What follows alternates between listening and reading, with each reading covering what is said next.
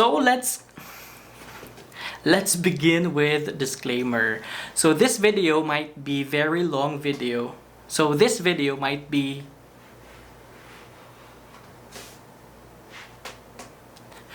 Let's begin with disclaimer. So might be this video So let's begin with this. Let's begin with disclaimer. So ito po ay series video. So firstly, in this episode, it would be Let's begin with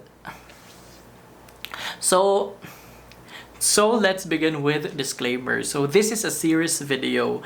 At itong episode na ito ay i-discuss po natin ang paano i-calculate ang required size para sa ating septic tank. So basically, we will be designing septic tank. So unang-una is we will be calculating kung ano yung required or ano yung tamang size based sa requirement ng household. So aalamin natin kung paano mag-design, paano mag-calculate ng required size para sa septic tank. At ang ating gagamitin na reference ay coming from Plumbing Code of the Philippines and Sanitary Code of the Philippines. So if you are interested on that topic, just stick around para malaman nyo kung ano yung mga dapat nating i-consider at kung ano ang dapat nating gagawin. By the way, I'm Junior Benz and welcome back sa aking YouTube channel. This channel creates video tutorial and construction related videos. Now, kung yun yung mga hanap yung video, please feel free to consider subscribing my channel, tap that notification bell, and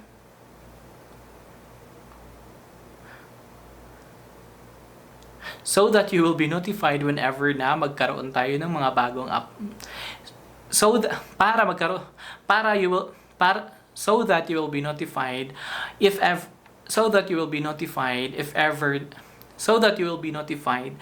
if meron tayong mga bagong upload just like this video. So in this episode, we have video tutorial coming up. Gana na to.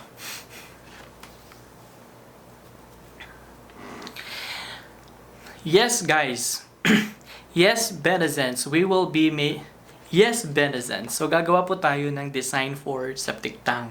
So ang pinaka-objective po natin sa video ito is malaman natin kung paano i-calculate yung required size ng ating septic tank. So don't you worry if hindi kayo into designing ng mga ganun sa mga structures. For sure, simple lang naman yung calculation. Ang importante lang dito is paano tayo magsimula. Paano natin i-design yung ating mga septic tank? Ano yung mga dapat nating i-consider? Saan tayo dapat mag-refer? Yun pinaka-importante na yun yung importante na dapat yung malaman. Kasi ang calculation dito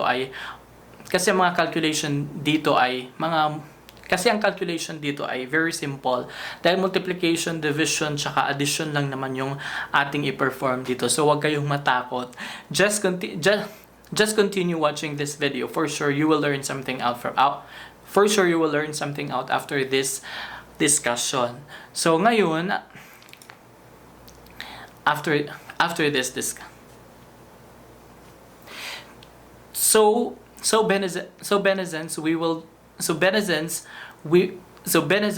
let's begin with the let's begin from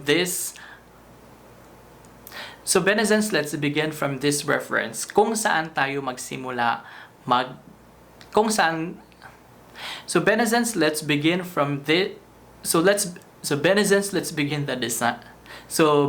let's begin the design. Unang-una is, meron po tayong dalawang reference, yung sabi ko kanina, yung Plumbing Code tsaka yung Sanitary Code of the Philippines. So, atin pong aalamin kung ano yung mga first step nila kung paano mag-design. Unang-una, let's have the Plumbing Code of the Revised Plumbing Code of the Philippines. So, sabi dito sa Revised Plumbing Code, sabi dito sa code, yung capacity of ang capacity ng septic tank, the liquid capacity of septic tank shall conform to table So sabi dito sa code, the liquid capacity of septic tanks shall conform to table B-2. So take note of these references. And B3 as determined by number of bedrooms. So pwede raw natin i-determine base sa number of bedrooms ang ating pag-calculate. So tandaan nyo yan. Or apartment units in dwelling occupancies and estimated waste. Then, pwede rin sa sewage design flow rate or the number of plumbing fixture units as determined in Table 7-2. So, whichever is greater in other building occupancy. So, kung saan man sa kanila yung pinakamataas, pwede natin sila, yun yung ating gagamitin as reference para makuha natin yung required volume ng ating septic tank. Then, the capacity of any one septic tank and its drainage system shall be limited by the soil structure classification specified in Table B-5. So, ilang table ba ang reference dito base sa plumbing code? Unang-una, meron tayong table B-2. Meron din tayong table B-3 at meron din tayong table 7-2 at meron din tayong table B-5. So that is from the Revised Plumbing Code of the Philippines. And then kung atin titingnan yung Sanitary Code of the Philippines, meron din siyang reference na table na pwede na gamitin. Itong table 1 ng chapter 17. So ito yung reference So ito yung sa Sanitary Code of the Philippines. Pero pareho lang din yung kanyang pag-consider. Dito ay pwede mo ring dito sabi ng Sanitary Code of the Philippines, computed based on for buildings which occupants the number of persons to be served shall be computed based on the number of rooms. So number of rooms din dito and considering each room as occupied by 2 persons. Pero naka-specify dito sa Sanitary Code na assumed na yung room is 2 person yung i-consider niya doon. And basis of the actual number of persons served by the tank whichever is greater. So pareho sila nang i-consider pero meron silang iba't ibang table na gagamitin. I will show you kung paano So ngayon i-discuss ko sa inyo kung paano gamitin yung mga table nila kasi dito tayo magbabase ng ating design. So let's have first the table B2 ng Revised Plumbing Code of the Philippines. So itong table B-2 is capacity of septic tanks. So meron tayo ditong meron tayo ditong 4 columns.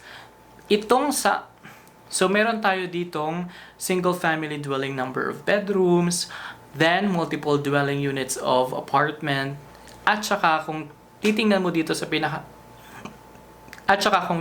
dito meron kang makikitang minimum septic tank capacity in gallons or in liters. So, basically, ito talaga yung information na dapat nating titingnan.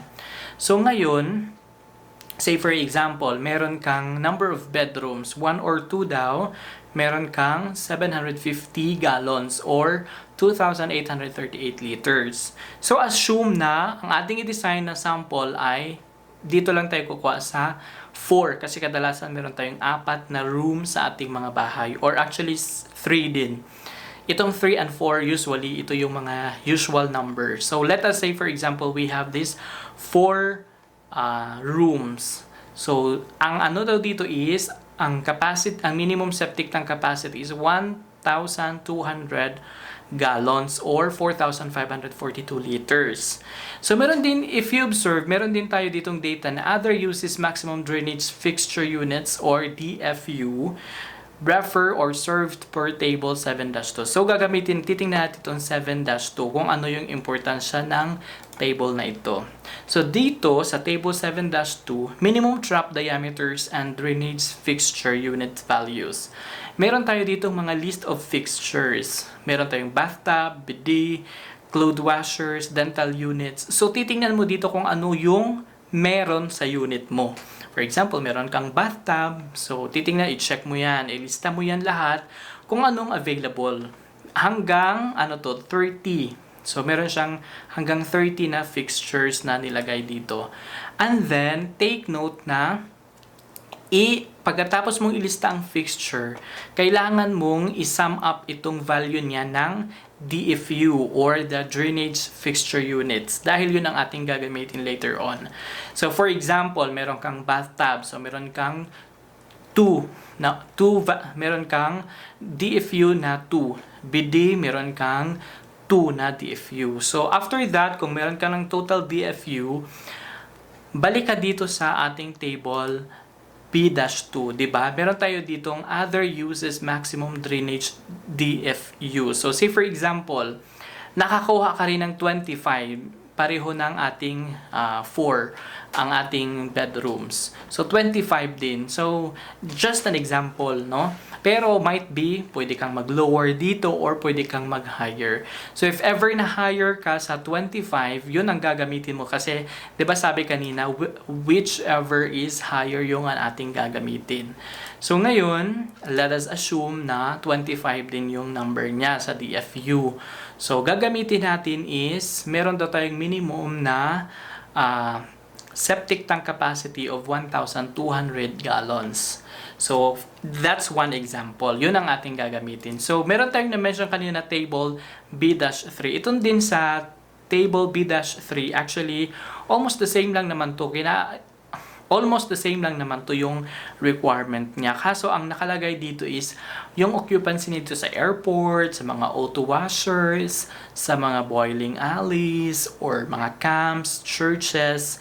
Kasi hindi lang naman magde-design ka for bahay. Meron ka ring i-design yung mga hospital. So, ito yung gagamitin mong table. So, ngayon, hindi natin ito magagamit dahil ang ating i-design lang naman ay ang bahay.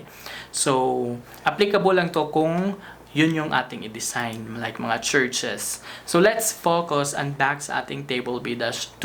Meron na tayong gustong i-calculate na 4 bedrooms and total septic tank capacity of 1,200.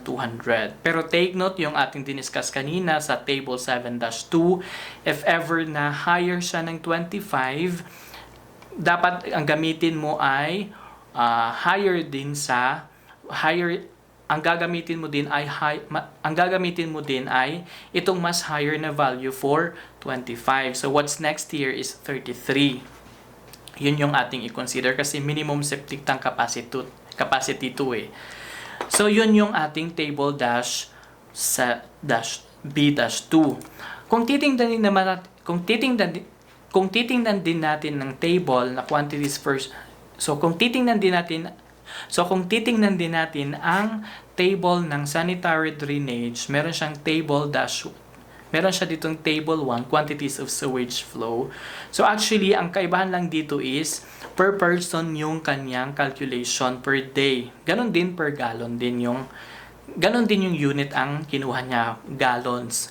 But it will only pero dapat mong i-sum up dahil ang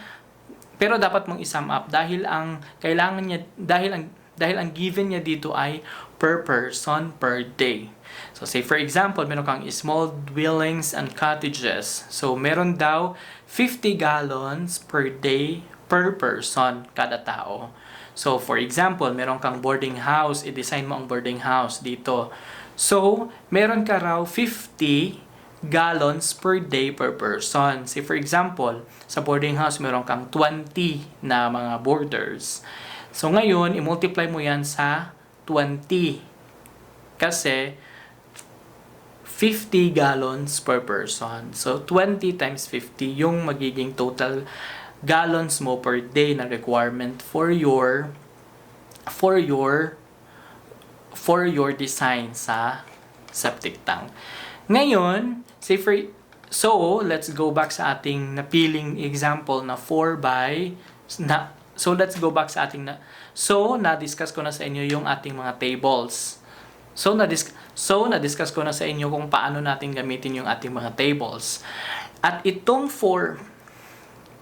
na-discuss ko na sa inyo kung paano natin gamitin itong ating mga tables. Let's go back dito sa ating capacity of septic tank dito sa table B-2 na napili natin ang 4 bedrooms, and meron tayong minimum septic tank capacity of 1,200. Tandaan po natin yan. So, dito na tayo sa mga consideration kung ano yung mga dapat nating i-consider kung tayo ay mag-design ng ating septic tank. So, ang sabi ng plumbing code, septic tank shall have a minimum of 2 compartments. So, meron daw dapat dalawang compartment. That's a minimum requirement for septic tank. Yung first compartment or yung inlet compartment or tinatawag din itong digestive or tinatawag din itong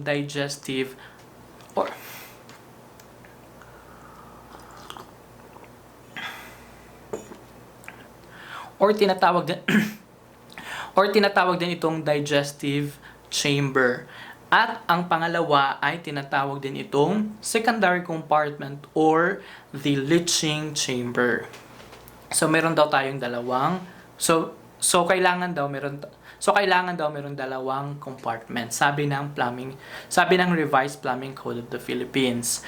Then meron siyang consideration na dapat nating tatandaan for first compartment or sa digestive chamber.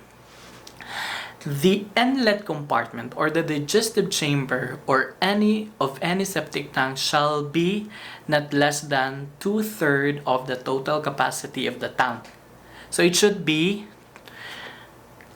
not less than 2/3 yung capacity ng ating first compartment or yung ating digestive chamber. At nor less than 2 cubic meter liquid capacity or mag-hold siya ng minimum na hindi bababa ng 2 cubic meter ng liquid capacity. At take note, meron pa din siyang kondisyon. It shall be at least 0.9 meters in width and 1.5 meters in length. So meron siyang nakalagay na dapat i-consider natin for dimension ng ating first compartment. And the secondary compartment of any septic tank shall have a minimum capacity of 1 cubic meter. So tandaan natin, yung ating first compartment should be not less than 2 cubic meter. At yung ating second compartment, it should be not less than 1 cubic meter. No, 1 cubic meter. And the maximum of 1/3 of the total capacity of such tank. So, in septic tanks having over 0.6 in septic tank having over 6 cubic meter capacity, the secondary compartment may be not less than 1.5 meters in length. So, yun yung mga kino-consider yun yung dapat nating i-consider, sabi ng Revised Plumbing Code of the Philippines. At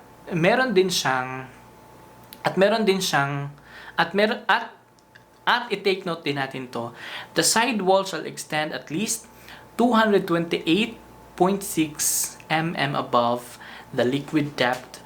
The cover of the septic tank shall be at least 50.8 mm above the back vent openings. So, dapat meron siyang airspace na kino-consider niya dito at least 228.6. Pero, titingnan natin yung sabi ng sanitary code kasi medyo may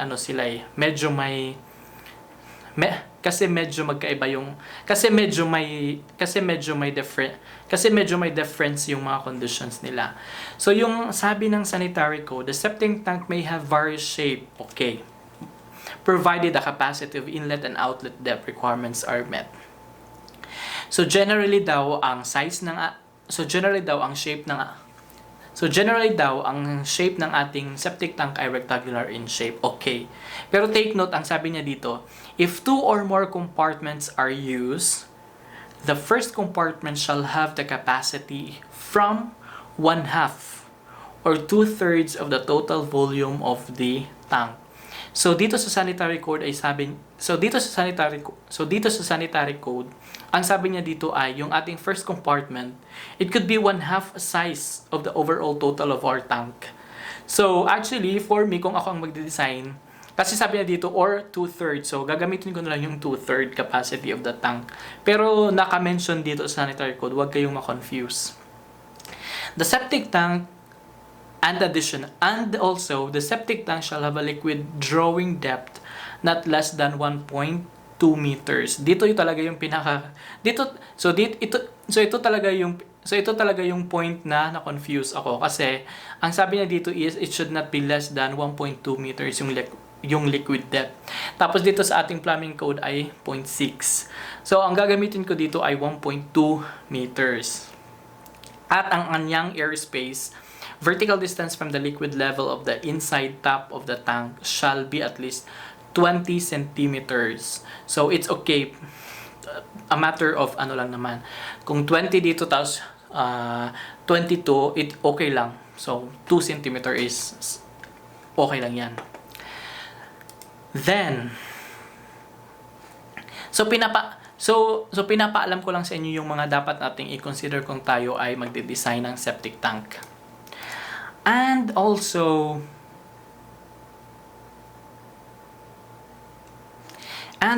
regarding sa manhole,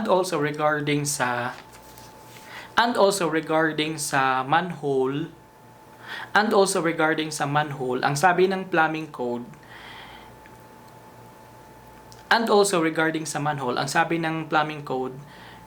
dapat meron kang minimum na 508 mm or let us say 0.5 meters. Pero ang sabi naman ng sanitary code is 0.36 square meter, or kung gagamitin natin yung is meron tayong 0.6. So, depende na sa inyo kung ano yung gagamitin nyo. Pwede namang 0.5 So, depende na sa inyo. Ang gagamitin nyo is 0.5 or 0.6. Pwede namang 0.5. Okay lang kasi manhole lang naman yan. So we will continue to discuss yung mga technicalities, yung about sa mga pipes, sa inlet pipes, tsaka sa outlet on a separate video. So, ngayon, let's proceed lang muna sa calculation ng yung ating sample kanina from the table B-2 kung tayo ay magko-compute ng size ng ating septic tank base sa 4 bedrooms. So, meron tayong volume na 1,200 gallons. Yun yung ating i-calculate. And, yun yung calculate. So, meron na.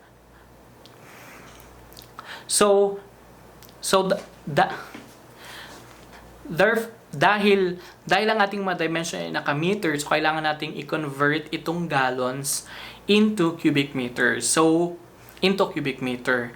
Walang problema, you can actually go sa Google. Pwede mo nang i-direct yan, ipa-calculate kay Google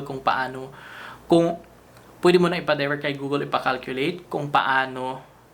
Pwede mo nang i-direct kay Google, ipa-calculate kung ano yung value ng 1,200 gallons into cubic meter. It will give you 4.5425 cubic meters.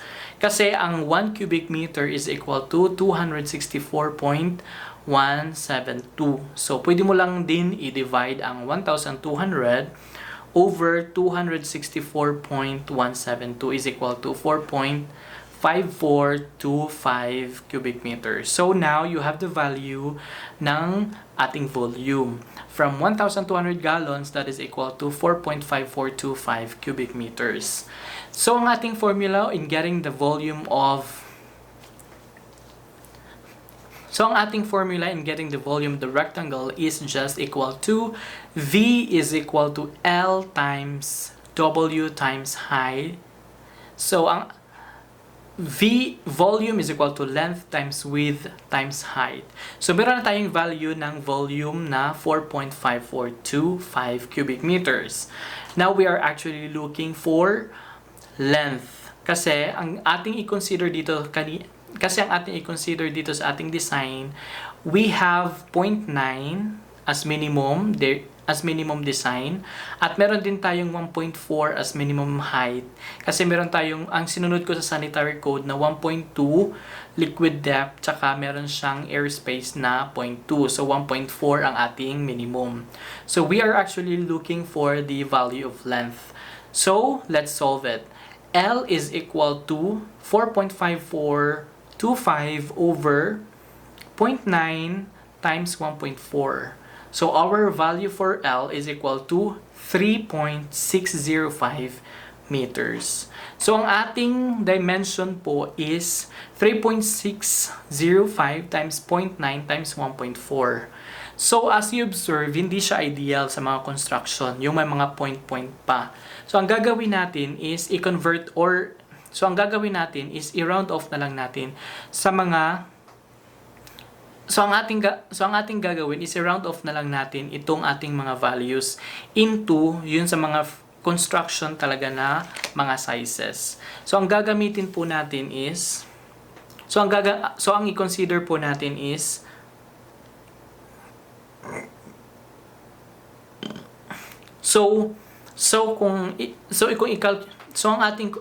kung i-consider po natin, pwede po nating i-consider siya ng ang ating width ay 1.2 meters at ang ating height ay 1.5 meters.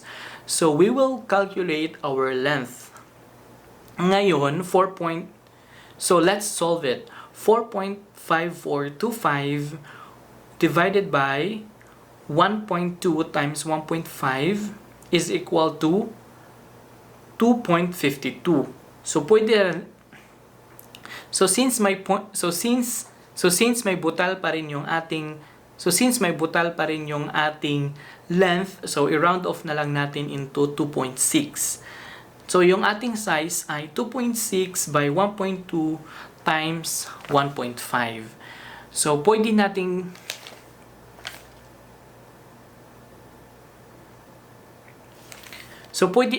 nating gamitin yung size na yon. Pwede rin actually gawin mong volume na 2.5 by 1.2 by 1.6. Ganon yung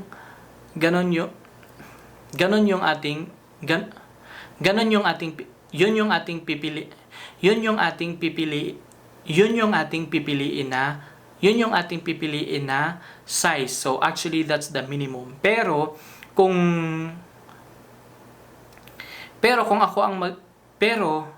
mas maganda na rin kung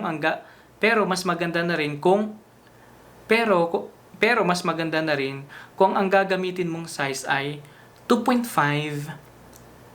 Pero mas maganda na rin kung ang gagamitin mong size ay 2.5 by 1.2 by 1.6. So meron na tayo na calculate na size for our septic tank. Ganito yung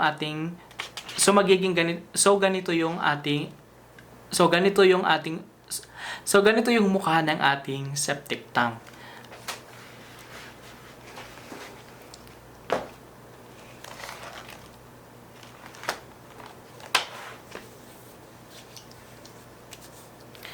Don't you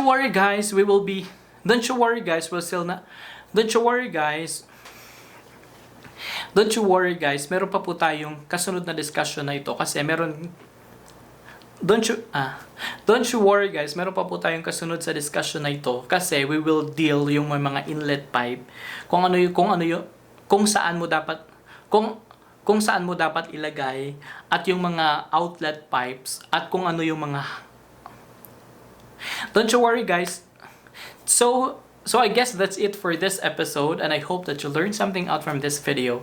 If you do, please do consider subscribing my channel. Tap that notification bell para ma-update ka every time na meron tayong mga bagong upload.